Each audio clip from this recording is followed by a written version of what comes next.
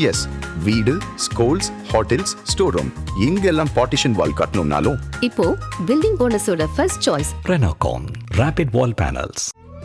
தமிழர்களின் number one choice Tamil matrimony. No compromise. உங்க சைடுலயும் எங்க சைடுலயும். It's a GT promise. GT Holidays, South India's #1 travel brand. DD விதிநகரன் Vijay கூட போகாம ஏன் என்டிஏ கூட போனாரு? ஏன் வந்து விஜய் பக்கம் போலனா அந்த ரெசிப்ரோகேஷன் இதுவரை எங்கிருந்துமே இல்லை. நான் கூட்டணிக்கு வரோம்னா கூட்டணிக்கு நீங்க வரீங்களான்னு சொல்லி அவங்க கூட்டணிக்காக பேசுறது, 2 பேர் சந்திச்சுக்கிறது, அந்த மாதிரியான ஒரு ஸ்பேஸை விஜய் ஏற்படுத்தவே இல்லை. அப்போ அந்த விஜய்ன்ற ஒரு ஆளுமை மேல அவங்களுக்கு சுத்தமா நம்பிக்கை இல்லை. நீங்க பேசி உரையாடுறதுக்காவது அட்லீஸ்ட் ஒரு டீல் ஸ்ட்ரைக் பண்றதுக்காவது உங்களுக்கு ஒரு 4-5 பவர் சென்டராது வந்து உங்களுக்கு திமுக இருக்கும். அந்த மாதிரியான நீங்க பவர் சென்டர்னு சொல்லி நீங்க தாவேக்கால யாரை நீங்க முன்வைக்க முடியும்? உண்மையிலே கரெக்டான ஆள் வந்து புஷி ஆனந்த். அவர் அந்த அதிகாரம் அவருக்கு கொடுக்கப்படவில்லை. ஆஃப் லேட் நீங்க பாத்தீங்கன்னா விஜயும் புஷி ஆனந்தும் எந்த டாக் இனிஷியேட் பண்றதை விட அருண்ராஜும் ஆதவர்ஜனாவும் பண்ணிட்டு இருக்காங்க. தளபதி வந்து இந்த எலெக்ஷன்ல வந்து சிஎம் ஆக மாட்டார். அவர் ஒரு எதிர்கட்சி தலைவர் ஆகணுமா இல்ல எல்சியூல 2வது படம் நடிக்கணுமான்னு கேட்டா எல்லாரும் என்ன சொல்லுவாங்கன்னு நினைக்கிறேன்? எல்சின்னு தான் சொல்லுவாங்க. ஆமா, அவங்களுக்கு வந்து அரசியல்வாதியாக விஜய் வந்து தேர மாட்டாருன்னு அவங்களுக்கே நிறைய தெரிஞ்சு போச்சு. அண்ணா கம்முன்னு இருந்தா, ஏன்னா பேச மாட்டேற, போக மாட்டேன், அண்ணா அப்படின்னு திட்டுறாங்க. அவங்களால அவங்க அண்ணாவை திட்ட முடியாத ஒரு இடம் வந்து சினிமா. ஏன்னா அண்ணா என்ன பண்ணாலும் அவங்களுக்கு பிடிக்கும். இப்போது வரைக்கும் ஓபிஎஸ் எந்த ஒரு முடிவும் எடுக்கல. ஓபிஎஸ் டிஎம்கேல பொருத்தி பார்த்தா உங்களுக்கு ஏதாவது இடரல் வருதா? அவர் அங்க செட் ஆயிருவாருன்னு உங்களுக்கு தோணுது இல்ல? அவரை நீங்க ஏடிஎம்கேல ஃபிக்ஸ் பண்ணி பாருங்களேன், பொருந்தி போவாரு. அமமுகல ஃபிக்ஸ் பண்ணி பாருங்களேன், நிச்சயம் பொருந்தி போவாரு. நைனாருக்கு பதிலா நீங்க ஓபிஎஸ் பொருத்தி பாருங்களேன், பாஜகல சூப்பரா செட் ஆவாரு. என் தளபதி விஜய்க்கு சப்போர்ட்டா நான் வந்து நிக்கிறேன் அப்படின்னு சொல்லி பாருங்க, அதுக்குமே பொருந்தி போவாரு. தேமுதிகவை அகாமடேட் பண்ற மைண்ட் செட்ல திமுக இருக்கு. கண்டிப்பா இருக்காங்க. அவங்க சார்ந்து இருக்கக்கூடிய சமுதாய ஓட்டு வந்து இவங்களுக்கு ஒரு எட்ஜ் கொடுக்குன்ற ஒரு பேச்சு இருக்கு. டிஎம்கேவோட கவர்னன்ஸ்ல குறைகள் சொல்லலாம், சட்டம் ஒழுங்கு ஏன் ஒழுங்கா இல்லாம விட்டாங்கன்னு சொல்லலாம், போலீஸ் அப்பாயின்மெண்ட்ஸ்ல ஏன் குளறுபடி, ஜாக்டோ ஜியோ பிரச்சனை, சானிடேஷன் பிரச்சனை, இந்த மாதிரி நீங்க எவ்வளோ வேணா சொல்லலாம். ஒரு விஷயம் ஆனால் அவங்க கன்சிஸ்டண்டா பண்ணிட்டு வந்துட்டு இருக்கிறது என்னன்னு பாத்தீங்கன்னா கூட்டணி இன்டாக்டா மெயின்டைன். கலைஞரை காட்டிலும் இவங்களை பெட்டரா ஹேண்டில் பண்ண அல்லது அவங்கள பெட்டரா ட்ரீட் பண்ற ஒரு லீடரை கூட்டணி கட்சியினர் ஸ்டாலின்கிட்ட பார்த்துட்டாங்க. திமுக காங்கிரஸ் சண்டையில வந்து சேரலாமா வேணாமா, இவங்க வருவாங்களா வரமாட்டாங்களான்னு கிட்டத்தட்ட தாவேக்காவாஸ் போன்றை தம்பி விஜயோட படத்தை தடை பண்ணா எப்படின்னு ராகுலே விட்டு பார்த்தாரு. ஜனநாயகனை தடை செய்வது வந்து ஜனநாயக படுகொலை, அந்த மாதிரியான ஒரு ட்வீட் போடுறது. இது வரைக்கும் அதற்கு ஒரு நன்றி நவிழலோ அல்லது ஒரு ரீட்வீட்டிங்கோ அல்லது வந்து ஃபார்மலா தேங்க் பண்றேன்னு சொல்றதோ எதுவுமே இது வரைக்கும் கிடையாது. அப்படியே கிடக்குறாங்க, என்ன பண்றதுன்னே தெரியல. ரெஸ்பான்ஸ் வரலன்னே எல்லாரும் வேற இடம் மாத்திட்டாங்க. ஆனாலும் கிரவுண்ட்ல சர்வே போறவங்கள்ட்ட நம்ம கேட்கும்போது பல இடங்கள்ல விஜய் ஒரு டிட்டர்மின் ஃபேக்டரா இருக்காரு. 2வது இடத்துல விஜய் வராரு இல்லைங்க, ஒரு ஓட்டு சர்ஜி இருக்கலாம். the damage that TVK will cause to DMK வந்து இவ்வளோன்னா TVK உள்ள வரதுனால அவங்க அதிமுகவுக்கு காசு பண்ண போற டேமேஜ் அதை விட அதிகம். என்டிஏ வந்து ஒரு கூட்டணியா வந்து கட்டமைச்சிட்டாங்க, ஒரு பெர்செப்ஷன் பில்ட் பண்றதுல ஃபெயில் ஆயிட்டாங்களோ. விஜய் வந்து லான்ச் பண்ணாங்க, ஏதோ ஒரு வகையில கொண்டு வரணும்னு பார்த்தாங்க. ஆனா விஜய் உள்ள இருந்தா டிஎம்கேவுடைய ஆன்டி இன்கம்பன்சி ஓட்டை தான் உடைப்பாரோன்றதுனால அவரை கொஞ்சம் டம்மி பண்ணி கார்னர் பண்ணி வைக்கிறதில் தொடங்கி இது இருதுருவ அரசியலாக கொண்டு வந்ததுல வந்து அவங்க சக்சஸ்ஃபுல் தான். ஆதரணையர்களுக்கு அன்பு வணக்கம். இன்று நம்மோடு உடவியலாளர் திருமிகு உமா மகேஸ்வரன் பன்னீர்செல்வம் உள்ளார். வணக்கம்மா சார். வணக்கம். வணக்கம் தாமரை சார், நல்லா இருக்கீங்களா? நலம், சிறப்பு சார். என்டிஏ கூட்டணி உருவாகிடுச்சு. ஏப்ரல் மாதமே வந்து அதிமுக பாஜக கூட்டணி உருவாகிடுச்சு. அதுக்கப்புறம் மிகப்பெரிய கேப்பு. தேர்தல் நெருக்கத்தில் பலரும் உள்ளே வந்திருக்காங்க. பாமக உள்ளே வந்தாச்சு, அதே போல் வந்து டிடிவி உள்ளே வந்துட்டார். ஓபிஎஸ் என்ன பண்ண போகிறாருன்னு தெரியல. ஸோ எல்லாருக்கு முன்னாடியும் ஒரு பெர்ஸ்பெக்ஷனை வந்து என்டிஏ கூட்டணி கிரியேட் பண்ணிடுச்சா? பிரதமர் வருகை எதை உணர்த்துகிறது? பெருசாக நான் வந்து இது ஒரு பெரிய பஸ்ஸு கிரியேட் ஆயிடுச்சு, பயங்கரமாக வேவ் வருது, அந்த மாதிரியான டோனில் இதை நான் பார்க்கல. ஆக்சுவலாக இது வந்து எல்லாருமே இன்டாக்டாக இருந்தவங்க தான். யாரும் வந்து புதுசாக ஐயோ இது பெரிய மாற்றம் அப்படின்னு சொல்கிற மாதிரி புதுசாக யாரும் வரலை. ஆல்ரெடி இங்கேருந்து பிரிஞ்சு போனவங்க மறுபடியும் ஒன்று சேர்ந்துருக்காங்க. ஒரு நிர்பந்தத்தின் அடிப்படையில் தான் எல்லாருமே சேர்ந்துருக்கிற மாதிரி இருக்குது. அது வந்து ஒரு காமனான ஜெல்லிங் மாதிரி இல்லை. ஒரு கூட்டணியில் வந்து இப்போ காங்கிரஸ் அண்ட் திமுகலையும் அடிதடி நடக்குது அப்படின்னு நம்ம யோசிக்கலாம். விச் மீன்ஸ் அவங்களுக்கு வந்து இந்த வாட்டி நின்னா கன்ஃபார்மாக சீட்டு எடுக்க போகிறோம், ஜெயிக்க போகிறோம், அந்த மூடை வந்து அவங்க கிரியேட் பண்ணியிருக்கிறாங்க. ஆட்சியில் பங்கு அப்படின்னா என்ன அர்த்தம்னா அது மறைமுகமாகவே வந்து நாங்கள் தான் ஜெயிக்க போகிறோம், எங்கள் சைடு தான் ஆள், எங்கள் சைடு உங்களுக்கு நிகராக நாங்கள் வரப்போகிறோம், டிஎம்கேவுக்கு நாங்கள் க்ளோஸ் டு டிஎம்கே வரப்போறோம், ஒரு எதிர்க்கட்சியா வர்றதுக்குமே வாய்ப்பு இருக்கு, வராங்க வரல, அந்த ஒரு இம்பாக்டை வந்து அந்த டாக்ஸ் ஏற்படுத்தும் இல்லைங்களா? அந்த மாதிரியான ஒரு சிங்க் வந்து இங்க இருக்கக்கூடிய கூட்டணி கட்சிகள்கிட்ட கிடையாது. பச்சைமுத்து பாரிவேந்தர் வந்து இலவசங்கள் எனக்கு உடன்பாடு இல்லை அப்படின்னு சொல்றதும், ஜான் பாண்டியன் ஒரு சின்ன மன வருத்தத்தில் இருப்பதும், வாசன் எல்லாரையுமே எடுத்துக்கோங்க, யார் எடுத்துக்கிட்டாலும், டிடிவி எடுத்துக்கிட்டாலும் ஒரு சின்ன ஒரு அசௌகரியம் இருக்கு.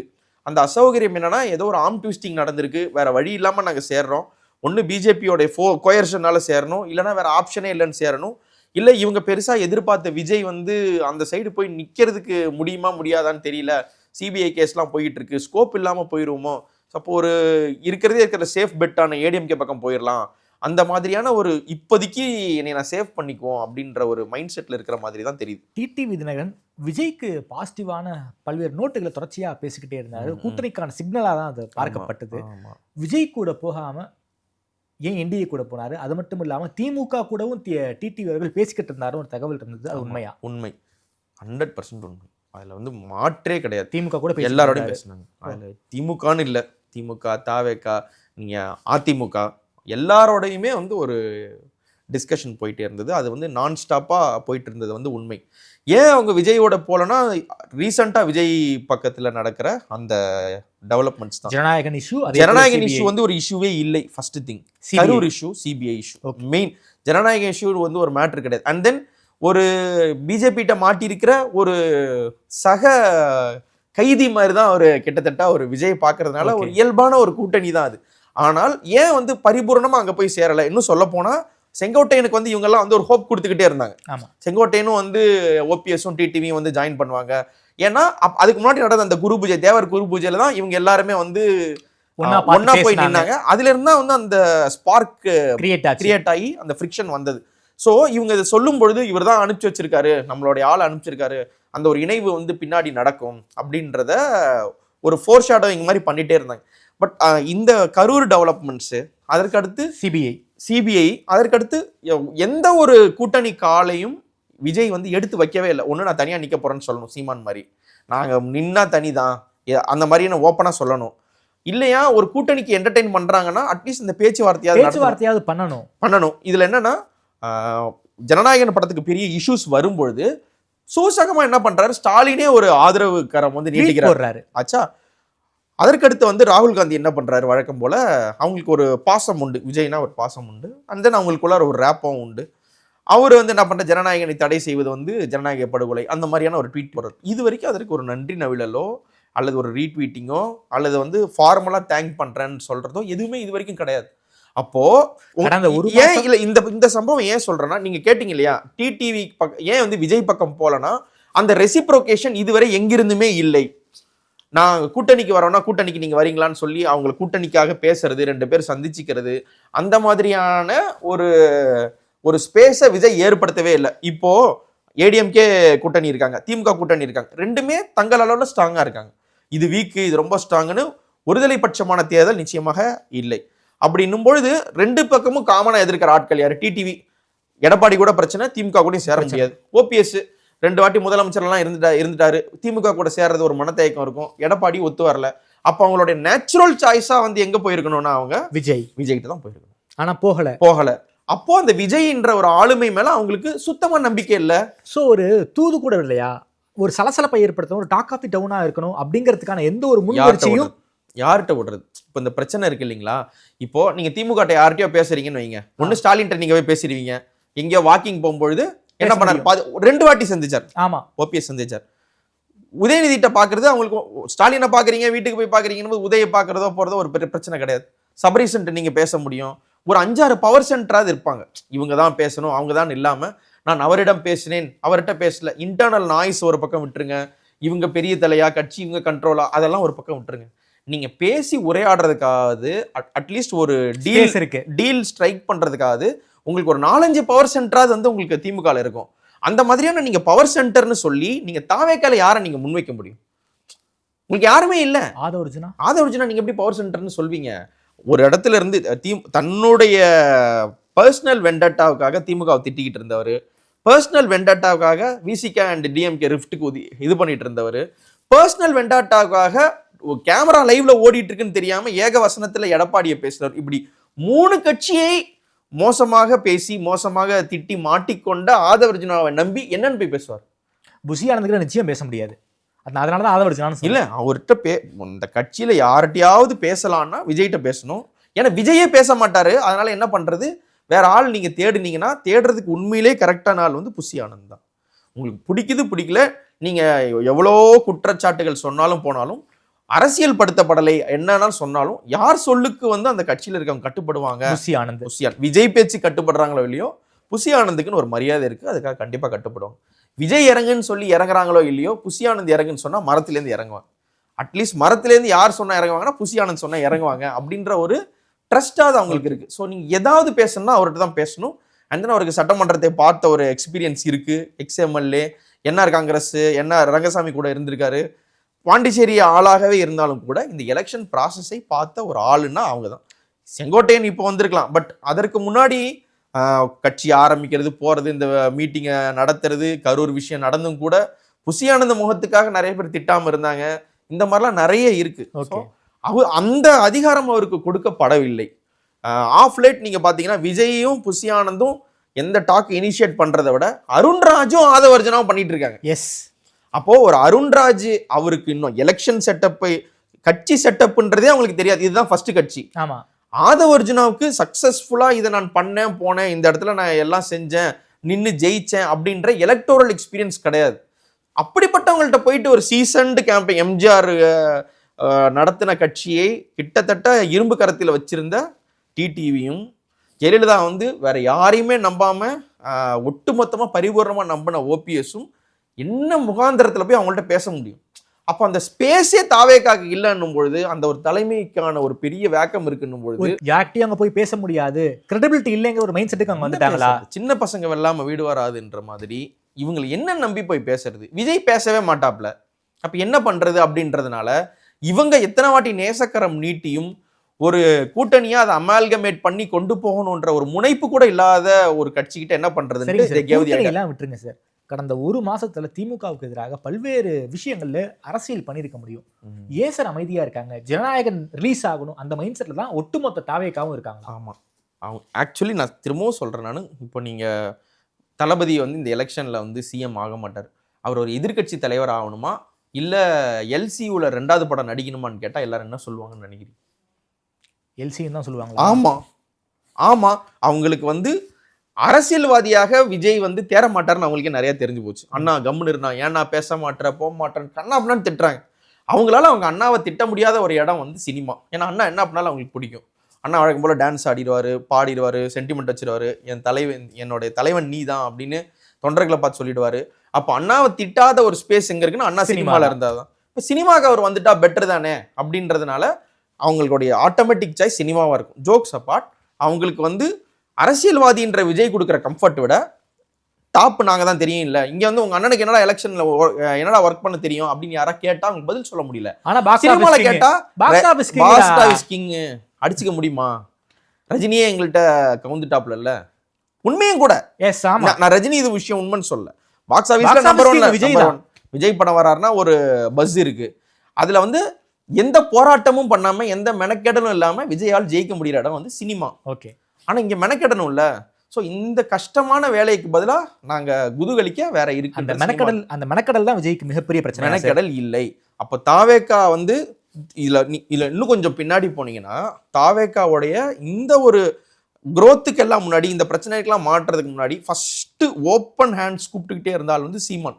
ஆமா, இன்னும் வெளிப்படையா சொல்லணும்னா சீமான்ற ஒருத்தர் வந்து போய் விஜய் பக்கத்துல கத்தி படம் ரிலீஸ் அப்ப நிக்கலன்னா, லைக்கா பிரச்சனை அப்போ வந்து விஜயோட படம் கத்தி ரிலீஸே ஆகாம போயிருக்கிறதுக்கான வாய்ப்புகள் எல்லா சாத்தியம் இருந்தது. Only because Seeman stood with Vijay கத்தி வந்து ரிலீஸ் வந்து சாத்தியமானது. அப்போ இவரோட படத்துக்கு பிரச்சனை எப்பப்பெல்லாம் வருது, எல்லா படத்தையும் வருது பிரச்சனை, வருது எல்லா முதல்வர்களோடையும் வருது, எல்லா ஆட்சியோடையும் வருது. இப்போ இது லைக்காவுக்கும் தமிழ்நாட்டுக்கும் சம்மந்தம் இல்லாத விஷயம். லைக்கா அண்ட் தமிழ்நாடு வந்து டைரக்ட்லி ரிலேட்டட் கிடையாது. இங்க யாரு கூட இப்ப தலைவா படம் ஜெயலலிதாவை டிஸ்டர்ப் பண்ண மாதிரியோ, சர்க்கார் வந்து எடப்பாடி டிஸ்டர்ப் பண்ண மாதிரியோ, ஜனநாயகன் வந்து திமுக டிஸ்டர்ப் பண்ணணும்னு சொல்ற மாதிரியோலாம் எதுவுமே கிடையாது. அதுல கத்திக்கு எதுவுமே கிடையாது. அப்படி இருக்கும் பொழுது அந்த படத்துக்கு வந்து நீங்க ராஜபக்சேவோட நிறுவனமா அது கூட எப்படி நிக்கலான்ற பஞ்சாயத்தெல்லாம் ஓடும்பொழுது சீமான் வந்து நின்னதுனால ஒரு பெரிய கிரெடிபிலிட்டி விஜய்க்கு கிடைச்சது. அப்படிப்பட்ட சீமான் என்ன பண்றாரு, ஓப்பனா என் தம்பி நாங்க இணைந்து செயல்படுவோம், என் அரசியல் தான் அவர் அரசியல்.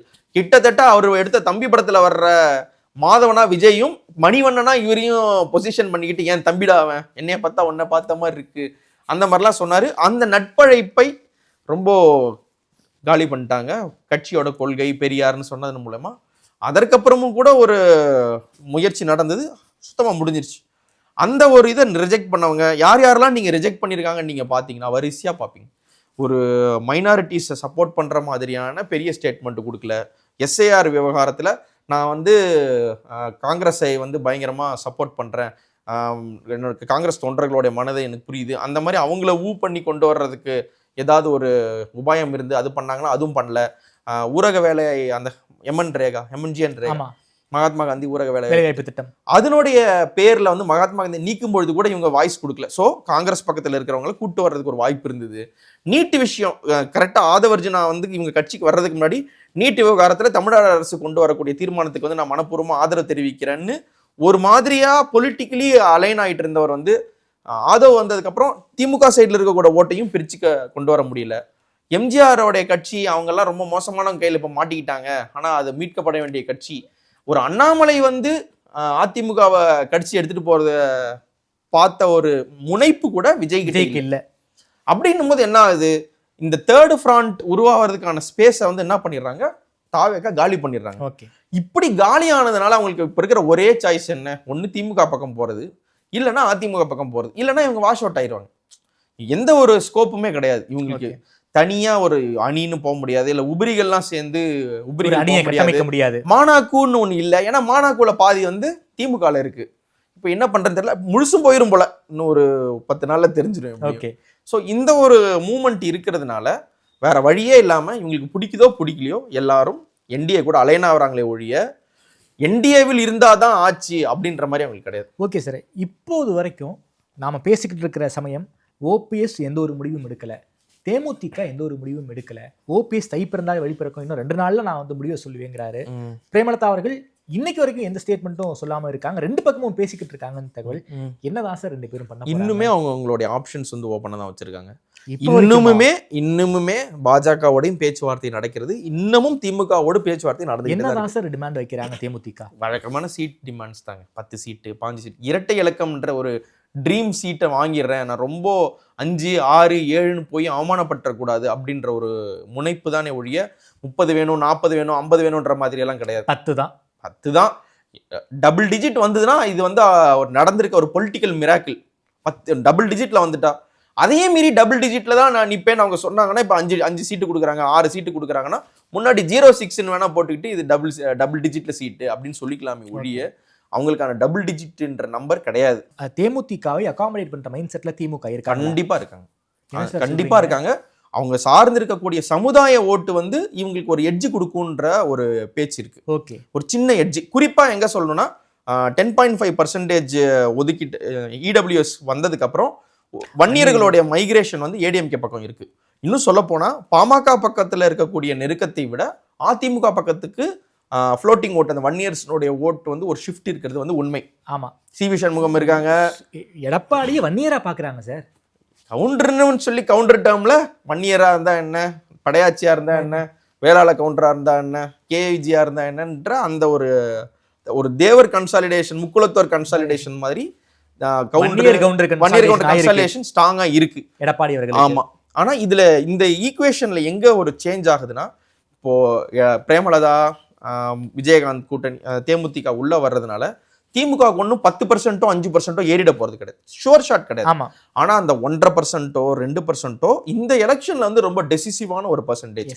2% தாங்க எனக்கு தேவையில்லை அப்படின்னு தட்டிவிட முடியாத ஒரு பர்சன்ட் இந்த எலெக்ஷன்ல வந்து ஈவன் 1%, 2%. ஏன்னா கமல் என்டர்டெயின் பண்றாங்க ஒரு பக்கம், அந்த முத்திரையர் கட்சி தமிழர் தேசம் கட்சி அவங்களையும் என்டர்டெயின் பண்றாங்க. செல்வகுமார் வந்துட்டார், என்டிஏல இருந்து வந்திருக்காரு. போன மாசம் துணை ஜனாதிபதி வந்து முத்திரையர் அந்த மன்னருக்கு வந்து ஸ்டாம்ப் எல்லாம் வெளியிட்டு ஒரு மிகப்பெரிய அங்கீகாரம் கொடுத்தாங்க. ஆமா, அதையும் மீறி வந்து திமுக கூட்டணிக்கு வந்திருக்காருன்னா பெரிய விஷயம், அது ஒரு பெரிய development. And then as we speak Kaduvetti குருவோட பொண்ணு புதுசா கட்சி ஆரம்பிக்க போறோம், அவருடைய கணவர் வந்து ஒரு காடுவெட்டி குரு சார்பாக ஒரு வன்னியர் கட்சி ஒன்று, ஆனால் நாங்கள் திருமாவளவனை சந்திப்போம். அவங்களும் வந்து டிஎம்கேவுடைய டாக்ஸில் இருக்காங்க, டிஎம்கேட்ட பேசிட்டு இருக்காங்க, டாப் பிராசஸ்ட்ட பேசிட்டு இருக்காங்க. ஸோ மதிமுகலேருந்து பிரிஞ்சு வந்த மலை சத்யா, அண்ணன் மலை சத்யாவா? ஆமாம், அவங்க எல்லாருமே ஒரு டாக்ஸில் இருக்கும்பொழுது இவங்க எல்லாரையுமே வந்து என்டர்டெயின்டாக வச்சிருக்காங்க டிஎம்கே. இன்னும் வெளிப்படையாக சொல்லணும்னா காங்கிரஸுக்கு எதுக்கு இவ்வளோ சீட்டு கொடுக்குறீங்க, காங்கிரஸ்க்குலாம் ஒன்றும் கொடுக்க தேவையில்ல அப்படின்னு எழுந்த எதிர்ப்பு குரல்கள் இந்த கட்சிகளுக்கு ஒரு சீட்டோ இல்லை இந்த மாதிரியான முக்கியமான ஆள்களுக்கு ஒரு சீட்டோ 2 சீட்டோ கொடுக்கறதுக்கு எங்கேயுமே எழவே இல்லை. திமுகக்குள்ளே எழவில்லையா? திமுகக்குள்ளே எழவே இல்லை. ஓகே, வராங்க.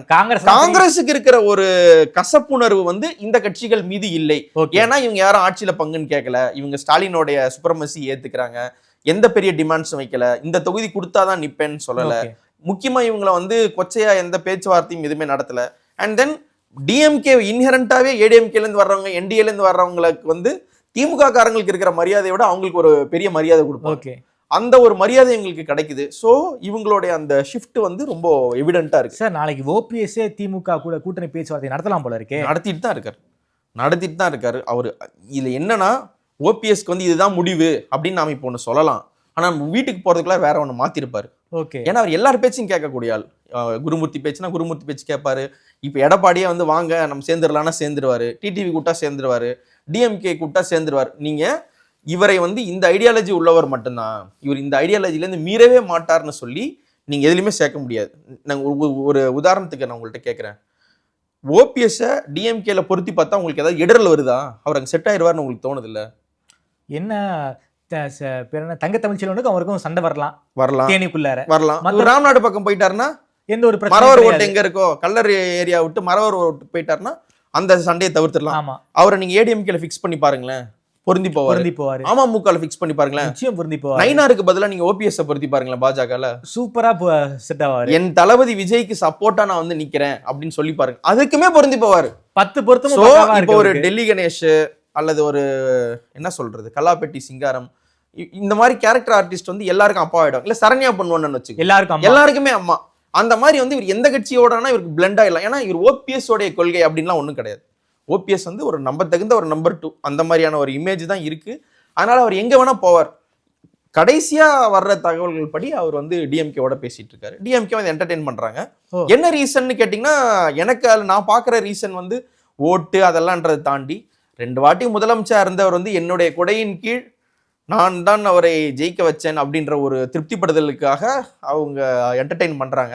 அது வந்து ஸ்டாலினுக்கு மிகப்பெரிய பிளஸ், டிஎம்கேக்கு ஒரு பெரிய பிளஸ். அந்த சீட்டு வருது வரல ரெண்டாவது, அவங்க சீட் தோத்தா கூட உங்களுக்கு அதை பத்தி கவலை கிடையாது. ஏன்னா காங்கிரஸுக்கு 10-15 கொடுத்து தோத்தி உங்களுக்கு இது ஒரு மேட்டரே கிடையாது.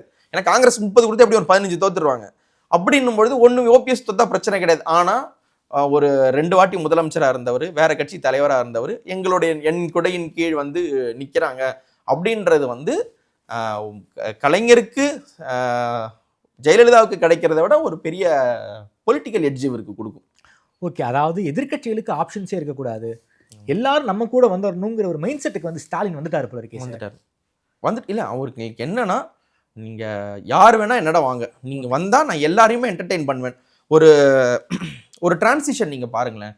நீங்க கவர்னன்ஸ்ல நீங்க 1000 குறை சொல்லுங்க, டிஎம்கேவோட கவர்னன்ஸ்ல குறைகள் சொல்லலாம், சட்டம் ஒழுங்கு ஏன் ஒழுங்கா இல்லாமல் விட்டாங்கன்னு சொல்லலாம், போலீஸ் அப்பாயின்மெண்ட்ஸ்ல ஏன் குளறுபடி, ஜாக்டோ ஜியோ பிரச்சனை, நீங்க சானிடேஷன் பிரச்சனை, இந்த மாதிரி நீங்க எவ்வளோ வேணா சொல்லலாம். ஒரு விஷயம் ஆனால் அவங்க கன்சிஸ்டண்டா பண்ணிட்டு வந்துட்டு இருக்கிறது என்னன்னு பாத்தீங்கன்னா, கூட்டணி இன்டாக்டா மெயின்டைன் பண்றாங்க. 2019ல இருந்து அதுல இருந்து இது வரைக்கும் வந்து கலைஞரே அந்த அளவு கட்டி காப்பாற்ற முடியாத ஒரு நம்ம இது வந்து no offence to Kalaignar, no disrespect to Kalaignar. கலைஞரை காட்டிலும் இவங்களை பெட்டரா ஹேண்டில் பண்ண அல்லது அவங்கள பெட்டரா ட்ரீட் பண்ற ஒரு லீடரை கூட்டணி கட்சியினர் ஸ்டாலின்கிட்ட பார்த்துட்டாங்க. குறிப்பாக திமுகவை கடுமையாக விமர்சனம் வைக்கிற பத்திரிகையாளர்கள் கூட கலைஞர் பண்ணாததை ஸ்டாலின் பண்ணிட்டாரு. இந்த கூட்டணி கட்டமைப்பு அவ்வளவு கட்டுக்கோப்பா கொண்டு போயிருக்காரு. 2019ல இருந்து இப்போ வரைக்கும் கிரெடிட்டை ஸ்டாலினுக்கு கொடுக்குறாங்க. அது என்னன்னா தொடர்ச்சியாக ஒரு தேர்தல் 2 தேர்தல், இப்போ 2 சட்டமன்றத்தை சேர்ந்து சந்திக்கிறாங்கன்றதே ரொம்ப பெரிய விஷயம். நீங்கள் அந்த தேங்க்ஸ் டு பாமக அவங்க என்ன பண்ணுவாங்க, ஏடிஎம்கே டிஎம்கே மாறி ஒரு ட்ராவல் இருக்கும். மற்றவங்க முஸ்லீம் லீக், கம்யூனிஸ்ட்டு அவங்களாம் கொஞ்சம் டைம் ஸ்டே பண்ணுவாங்க. But Visika, Muslim leagues, கம்யூனிஸ்ட்ஸு, Congress எல்லாரையும் வந்து ஒரு மாதிரி எல்லா பிரச்சனைக்கு நடுவையும் அரவணைச்சு எடுத்துகிட்டு போகிற ஒரு நல்ல கேப்டன், டீம் கேப்டனா அந்த சைடு இருக்கிறது வந்து ரொம்ப எவிடென்ட். இதில் என்னன்னா எவ்வளோ பிரச்சனைகள் வந்தாலுமே கூட்டணி கட்சி தலைவர்கள்ட்ட இவர் நேரடியான கடுமை இது வரைக்கும் காமிச்சதில்லை. டேக் அ கேஸ் இன் என்டிஏல எடப்பாடி வெர்சஸ் தினகரனுக்கு ரிஃப்ட் இருக்கானா பயங்கரமா இருக்கு.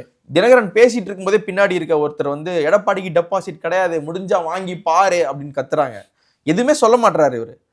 அப்புறம் யாருங்க முதலமைச்சர் வேட்பாளர் கேட்டா உங்களுக்கே தெரியுமே, அது உங்களுக்கே தெரியுமே அப்படிங்கிறார். ஸோ இந்த ரிஃப்ட் எல்லாம் வந்து அங்க கிடையாது. ஸோ இங்க இருக்கிற அந்த ஒரு கசப்புணர்வுன்றது அங்க கிடையவே கிடையாது.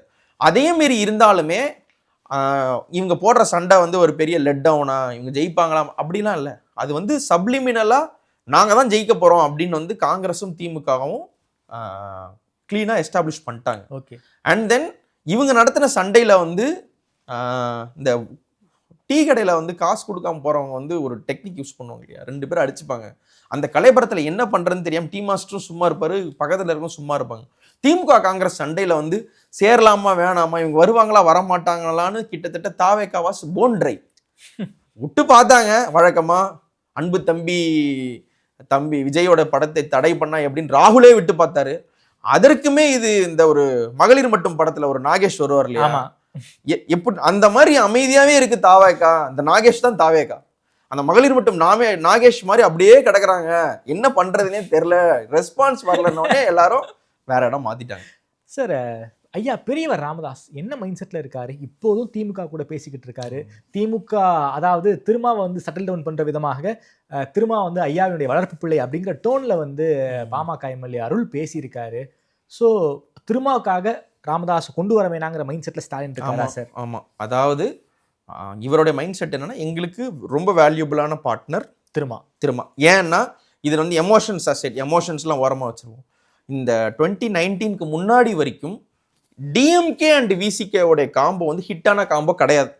எஸ், 2011ல கிடையவே தோல்வி, மிகப்பெரிய தோல்வி இருந்தாங்க, விசிகாவும் இருந்தாங்க, திமுக மிகப்பெரிய தோல்வி. அண்ட் தென் இப்போ அண்ணன் திருமா, அண்ணன் ஸ்டாலின், நாங்க இருவரும் ஒன்று, இந்த மாதிரியான கால்ஸ்க்கு எல்லாம் முன்னாடி அறிவாலயத்தின் உள்ளே கலைஞருடைய உருவபொம்மை எரிப்பு சம்பவங்கள்லாம் கூட விசிகா நடத்தி இருக்கிறார்கள் அறிவாலயத்துக்கு. எஸ், இதெல்லாமே வந்து நடந்திருக்கு. இந்த மாதிரியான பிரச்சனைகள்லாம் வந்து ஏன் 2 சீட்டு கொடுக்க எக்ஸ்ட்ரா 1 சீட்டு கொடுக்க மாட்டீங்களா, இந்த பஞ்சாயத்து எல்லாமே நடந்திருக்கு.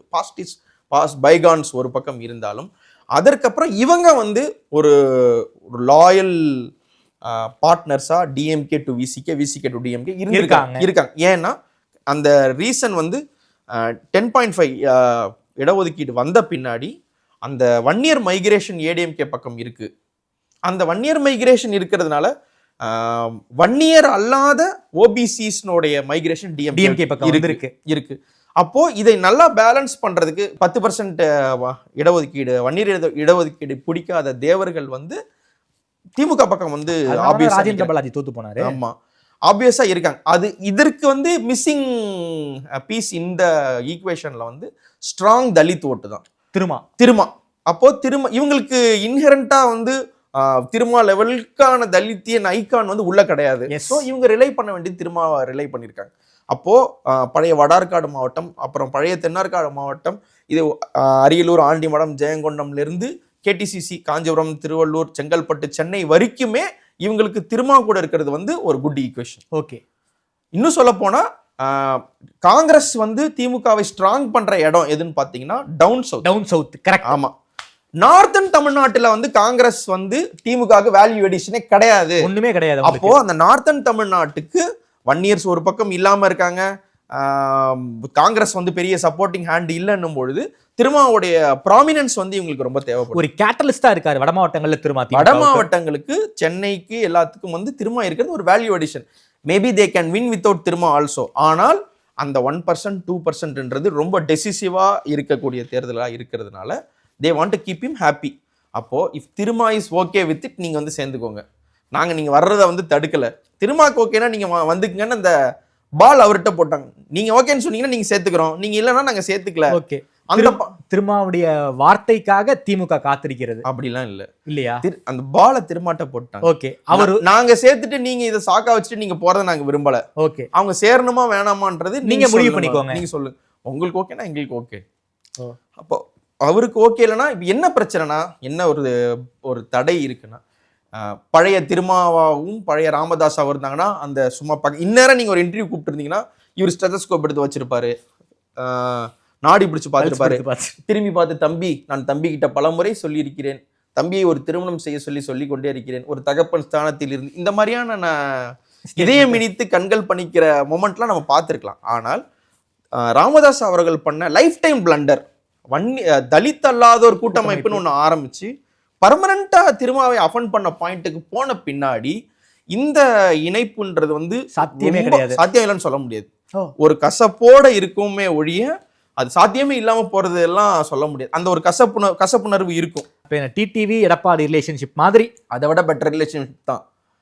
இன்னும் சொல்ல போனா அதை விட பெட்டர் ரிலேஷன்ஷிப்ஸ் தான். இப்போ ஒன்றும் இல்லை, திடீர்னு வந்து நாங்கள் கை கோர்க்கிறோம், வட மாவட்டங்கள்ல அமைதி திரும்புறதுக்கு கை கோக்குறோம், அமைதியே தான் இருக்கு. ஆனா அதை தாண்டி இப்படி ஒன்று சொல்றாங்கன்னா அது வந்து பப்ளிக்கு வந்து அந்த ரேலி கால் வந்து ரொம்ப எடுபடும். ஓகே ஓகே, அது வந்து ஒரு சமூக நீதியை நோக்கிய ஒரு ஸ்டெப்பு அப்படின்னு பார்க்கப்படும். அதில் இருக்க பொலிட்டிக்கல் கெயின்ஸ் எல்லாம் நீங்க மறைச்சிட்டு நீங்க எமோஷனலாவே சொன்னா கூட வன்னியர் தலித் ஒற்றுமை, ஐயா அன்பு மலர்களே, இருகுழல் துப்பாக்கி, இந்த மாதிரி நீங்க எதனாலும் சொல்லிக்கலாம்.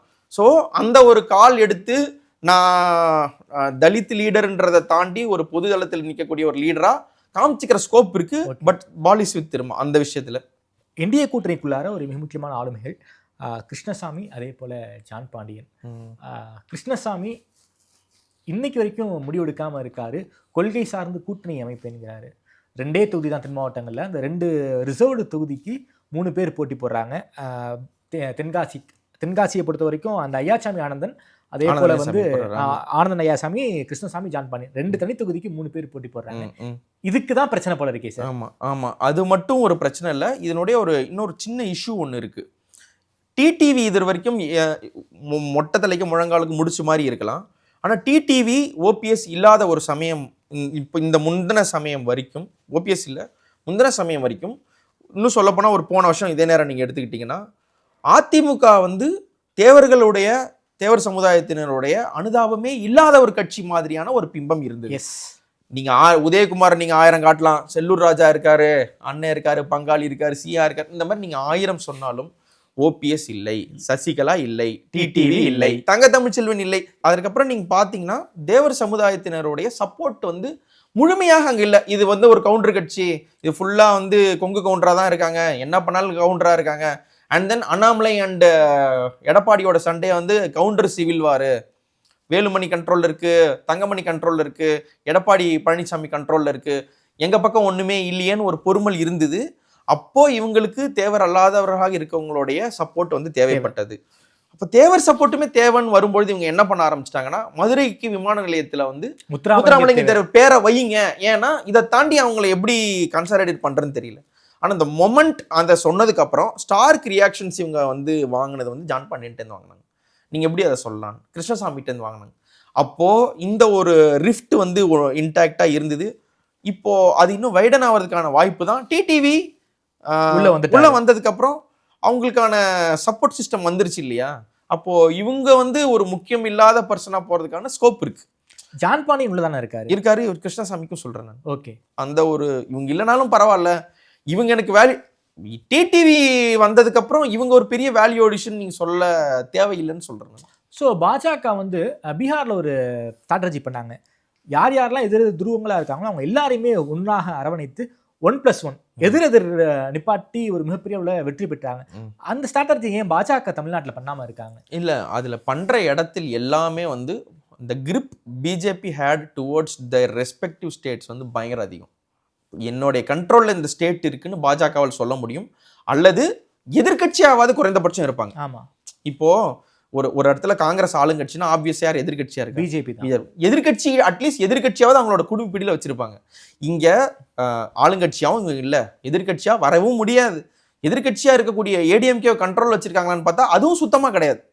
ஏன்னா பாஜக தமிழ்நாட்டு பாஜகவே பெரிய கண்ட்ரோல்ல கிடையாது, தமிழ்நாட்டு பாஜகவை சென்ட்ரல் இருக்க பாஜகவும் சீரியஸா எடுத்துக்கிறது கிடையாது. எப்படியும் இவங்க ஜெயிக்க போறதில்லை, இவங்களுக்கு எதுக்கு இவ்வளோ அப்படின்ட்டு ஒரு தள்ளுதல் வந்து பயங்கரமா இருக்கு. அவங்களுக்கு தமிழ்நாட்டு பாஜக பத்தி சுத்தமா கவலை கிடையாது, ஐடியா இல்லைன்றத விட கவலை கிடையாது. அது வந்து ஒரு கேஷுவல், இங்க வர வேண்டிய 5 சீட்டு நான் வேற எங்க இருந்தாலும் எடுத்துக்கிறேன், இல்லை 4 பேரை வாங்கிக்கிறேன் அப்படின்ற மைண்ட் செட். அப்படி இருக்கும்பொழுது இவங்க ஒரு முக்கியமான பர்சனாவே இவங்க இல்லை. இவங்க ஒருங்கிணைக்கும் பொழுது இவங்க பின்னாடி நாம போவோம்னு இல்லை. இன்னும் இவங்க சொல்ற கொள்கைகள் எல்லாமே டிஎம்கேவுக்கும் அகேன்ஸ்டாக இருக்குது, ஏடிஎம்கேவும் அகேன்ஸ்டாக இருக்குது. யாராவது திட்டும்போது கூட கொஞ்ச நாள் 2024 ஏடிஎம்கேவும் பிஜேபியும் பிரிஞ்சிருக்காங்க. அப்போது திமுகவும் அதிமுகவும் போடுற சண்டை என்னன்னு பார்த்தீங்கன்னா, நீதாண்டா பி டீமு, நீதாண்டா பி டீம். அதாவது 2 பேர்ல யார் மோசமானவங்க அப்படின்னு முடிவு பண்ற பாராமீட்டர் என்னன்னா, யார் பாஜகவோட நெருக்கம் காட்டுறாரு. அந்த மாதிரியான ஒரு இழிபொருள்ல வந்து திட்டுறதுக்கு வந்து 2 கட்சி என்ன பண்ணிட்டாங்க, மாறி மாறி மாறி மாறி பாஜகவுக்குன்னு இருந்த அந்த கொஞ்ச நெஞ்ச மரியாதையும் காலியானதுக்கு அப்புறம் இனிமே வந்து அவங்க ஒருங்கிணைக்கிறாங்க போறாங்கனாலே அது கிட்டத்தட்ட டிஎம்கேக்கு ப்ளஸ் ஆயிரும். அதனாலதான் அண்ணாமலை ஏதாவது ஒரு ஸ்டேட்மெண்ட் கொடுத்தாலோ, ஆளுநர் ரவி ஏதாவது ஸ்டேட்மெண்ட் கொடுத்தாலோ, ஒரு 5-10 வாட்டி மோடி வந்துட்டு போனாலோ டிஎம்கேக்கு ப்ளஸ் ஆகுது. ஓ, ஸோ இந்த மாதிரியான ஒரு நெகட்டிவ் ட்ரெண்டை ட்ரிகர் பண்ணுற ஆளாக தான் பாஜக இருக்கும் பொழுது அவங்க என்ன பண்ணாலும் அந்த எதிரெதிர் துருவங்கள் சேர்ந்தாலும் கூட அங்கே போய் வந்து சுவைக்காது. என்டிஏ வந்து ஒரு கூட்டணியாக வந்து கட்டமைச்சிட்டாங்க, ஒரு பெர்செப்ஷன் பில்ட் பண்ணுறதுல ஃபெயில் ஆகிட்டாங்களோ? ஆக்சுவலி வந்து அது பெரிய தோல்வின்லாம் சொல்ல மாட்டேன். கூட்டணியே கட்ட முடியாமல் போகிறதுக்கான ஸ்கோப் இருந்திருக்கும். இப்போ ஒரு ஆர்ம் ட்விஸ்டிங் பண்ணி சேர்த்துருக்காங்க தான். ஓகே, அந்த வகையில் வந்து you have to give it to them. ஏதோ ஒன்று பண்ணி ஒரு ஃபார்மிடபிளாக கொண்டு வந்துட்டாங்க தான். விஜய் வந்து லான்ச் பண்ணாங்க, ஏதோ ஒரு வகையில் கொண்டு வரணும்னு பார்த்தாங்க. ஆனால் விஜய் உள்ளே இருந்தால் டிஎம்கேவுடைய ஆன்டி இன்கம்பன்சி ஓட்டை தான் உடைப்பாரோன்றதுனால அவரை கொஞ்சம் டம்மி பண்ணி கார்னர் பண்ணி வைக்கிறதில் தொடங்கி இது இருதுருவ அரசியலாக கொண்டு வந்ததில் வந்து அவங்க சக்ஸஸ்ஃபுல் தான். ஆக்சுவலாக இது வந்து ஒரு மும்முனை போட்டியாவோ இல்லை ஒரு 4 முனை போட்டியாவோ போயிருக்கிறதுக்கான ஸ்கோப்பு தான் இருந்தது. ஆனால் இப்போ இருமுனை போட்டி தான் வந்து இப்போ வேற வழியில் விஜய் களத்தில் இல்லை. விஜய் களத்தில் இனிமே வந்தாலும் அவங்க சேர்த்துக்கிறதுக்கான ஸ்கோப் என்னன்னு இருக்கு, என்ன இம்பாக்ட் இருக்கு. ஆனாலும் கிரவுண்ட்ல சர்வே போறவங்கள்ட்ட நாம கேட்கும்போது பல இடங்கள்ல விஜய் ஒரு டிட்டர்மின் ஃபேக்டரா இருக்காரு. 2வது இடத்துல விஜய் வராரு. கட்டமைப்பு இருக்கு, கட்டமைப்பு இல்ல, ஒன்னும் இல்ல, ஆனால் 2வது இடத்துக்கு வராரு. இல்லைங்க, ஒரு ஓட்டு சர்ஜி இருக்கலாம். நான் சொல்றேன்னா, இப்போ திமுக ஒரு 45% வாங்குறாங்கன்னு வைங்க, ஏடிஎம்கே வந்து ஒரு 40 வாங்குறவங்கன்னு வச்சுக்கோங்க. விஜய் வந்துட்டாரு, டிஎம்கே வந்து ஒரு 41 வாங்குறாங்கன்னு வச்சுக்கோங்க. 4 குறையுமா? ஏடிஎம்கே 4 குறைஞ்சிருப்பாங்களான்னு நீங்க வந்து பாத்தீங்கன்னா அவங்க 40லேருந்து 36 போயிருப்பாங்கன்னா கிடையாது. ஏடிஎம்கே வந்து 40லேருந்து 31க்கு போயிருப்பாங்க, 32க்கு போயிருப்பாங்க. அப்போ the damage that TVK will cost to DMK வந்து இவ்வளோன்னா, டிவிகே உள்ள வர்றதுனால அவங்க அதிமுகவுக்கு காஸ்ட் பண்ண போற டேமேஜ் அதை விட அதிகம். ஓகே, விஜய் அரசியல் அதிமுகவுக்கு தான் சிக்கல். அதிமுகவுக்கு தான் சிக்கல். நான் வந்து எம்ஜிஆருக்காக ஓட்டு போடணும், எம்ஜிஆர் மாதிரியே பேசுற இவருக்கு நான் போட்டு போயிடுவேன். ஓகே, இவர் வந்து பாஜக கூட அதிமுக இருக்காங்க, ஒருவேளை விஜய் பாஜக கூட போடலாம், நான் விஜய்க்கு போட்டு போயிடுவேன். எனக்கு திமுகவுக்கு பிடிக்கல, நான் அதிமுகவுக்கு போட்டுட்டு இருந்தேன், இந்த வாட்டி விஜய்க்கு போடலான்னு இருக்கேன் அப்படின்றவங்க, சீமானுக்கு போட்டுட்டு இருந்தேன், நான் வந்து விஜய்க்கு போடுறேன்னு சொல்றவங்க, ஏதோ ஒரு வகையில வந்து திமுக எதிர்ப்பு ஓட்டுகள் வந்து இவங்களுக்கு வரும். அதை விட ப்ரோ அதிமுக ஓட்டு வந்து விஜய்க்கு வர்றதுக்கான ஸ்கோப்பு தான் வந்து ஜாஸ்தி. அவங்களுக்கு எடப்பாடி ஒரு மாபெரும் தலைமையா தெரியறதை விட விஜய் ஒரு தெரியவார். நான் சொல்றது வந்து ட்ரெடிஷ்னல் அதிமுக காரங்களுக்கு கிடையாது. திமுக பிடிக்கலன்றதுனால அதிமுக ஆதரிக்கிறவங்களுக்கு விஜய் வந்து ஒரு ஆபாத் பந்தவனாக தெரிவார். அந்த ஒரு ஸ்பேஸ் வந்து இருந்து விஜய் ரியல் ஆட்டக்குலைப்பாளரா ஏடிஎம்கே? ஏடிஎம்கேக்கு தான் ஆட்டக்குலைப்பாளர். இப்போ அதுதான் பிரச்சனை. ஓகே, அது எந்த அளவுக்கு பண்ணுவாருன்றதை வந்து பிஜேபி இனிமேல் அலோவ் பண்றது பொறுத்து தான் இருக்கு. அவங்க என்ன நீங்க சொன்னாலும் போனாலும் விஜயோடைய கேம் பிளான் இனிமே வந்து பாஜக எந்த திசையில வந்து அவர் போகணும்னு நினைக்குதோ, எந்த மாதிரி பாலிடிக்ஸ் அவர் பண்ணணும்னு விரும்புறாங்களோ அதுதான் பண்ண முடியும். நாட் தட் அவங்க 2 பேரும் கலிவுட் ஆகுறாங்க, சேர்ந்து திரைமறைவு டீல் இருக்கு அப்படின்னு சொல்ல வரல. ஆனா இவர் என்ன பண்ணணும்ன்றதை வந்து தீர்மானிக்கிற இடத்துக்கு வந்து அவங்க போயிட்டாங்க. கிட்டத்தட்ட ஒரு ஜெகன்மோகன் ரெட்டியை எப்படி வந்து ரைடு அதுன்னு விட்டு கண்ட்ரோல் எடுத்தாங்களோ அந்த மாதிரியான ஒரு கண்ட்ரோல், ஒரு விப் வந்து விஜய் மேல வந்து பாஜக எடுத்துட்டாங்க சென்ட்ரல் ஏஜென்சி மூலமா. இதை பிரேக் பண்ணி வர்றதுக்கு வந்து பண்ண முடியாமலாம் கிடையாது. ஆனா அந்த எலெக்ஷனுக்குள்ளார விஜயால பண்ண முடியும்னு நிச்சயமா முடியாது. ஏன்னா அவருக்கு ப்ரையாரிட்டி ஜனநாயகன். அவருக்கு இந்த 2026 ப்ரையாரிட்டியா ஜனநாயகன் ப்ரையாரிட்டியான ஜனநாயகன் ப்ரையாரிட்டி. ரொம்ப நன்றிமா சார். தமிழ்நாடு அரசியல் தொடர்பான பல்வேறு கேள்விகளுக்கு ரொம்ப விரிவாக பேசியிருக்கீங்க. பல்வேறு இன்சைட் இன்ஃபர்மேஷன்ஸை சூசகமாக சொல்லியிருக்கீங்க. அது புரிந்தவர்களுக்கு நன்றாக புரியும். நேரம் கொடுத்து பேசியமைக்கு நன்றி. நன்றி தாமரை.